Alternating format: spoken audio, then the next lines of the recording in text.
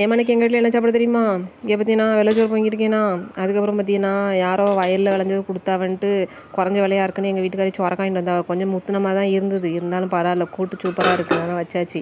அதுக்கு தொட்டுக்க ரசம் வச்சுருக்கேன் பார்த்துக்கணுங்க. 2-3 நாள் ரசத்தை வச்சு தூர ஊற்றிட்டேன். அதனால் ரசமே வைக்கக்கூடாதுன்னு நினச்சேன், ஆனால் எனக்கு சாப்பிடும் போல் இருந்துச்சா, அதனால் இன்றைக்கி ரசம் வச்சுட்டேன். குறையா தான் வச்சுருக்கேன். இது சப்பாத்தி நேற்று நைட்டு சுட்டேம்ல, அதில் ஒன்று மிச்சமாயிட்டு. இன்னும் காலையில் அதை சாப்பிடு கொஞ்சம் ஒப்பேத்தணும் பார்த்துக்கிடுங்க. அதுக்கப்புறம் பார்த்தீங்கன்னா பழையது எக்கச்சக்கமாக கிடக்கு. இன்றைக்கி வெயில் காலம் தானே, அதனால் அடிச்சு பிடிச்சி வாரிடும், அதெல்லாம் ஒன்றும் பிரச்சனை கிடையாது. இவ்வளோ பழையது கிடக்குலாம் வருத்தப்பட வேண்டாம். இது வந்து குருமா குழம்பு ஃப்ரிட்ஜில் வச்சுருந்தேன்னா நேற்று எடுத்து வைக்க மறந்துட்டேன் போல இருக்குது, அதனால் இன்றைக்கி சாப்பிடணுன்னு எடுத்து வச்சுருக்கேன். இது வந்து தக்காளி குழம்பு நேற்று வச்சது, எல்லாம் இன்றைக்கி அடிப்படி ஆயிரும். ரசம் தானே பற்றியெல்லாம். அதுக்கப்புறம் கடுங்காப்பி சட்டியும் மாற்றிட்டேன் பற்றியெல்லாம். அந்த சட்டி சும்மா தான் கிடக்கு, அந்த சட்டியாச்சும் குழம்பு கிழம்பு மாற்றிக்கிறதுக்கு உதவுமா, அதனால் இதில் கடுங்காப்பி இன்றைக்கி போட்டாச்சு. இனிமேல் இந்த சட்டியில் தான் கடுங்காப்பி வரும் பார்த்துக்கிடுங்க. அதுக்கப்புறம் பார்த்தீங்கன்னா இன்றைக்கி அவ்வளோதான் சாப்பாடு. நாங்கள் இப்போ சாப்பிட போகிறேன் பார்த்துக்கிடுங்க.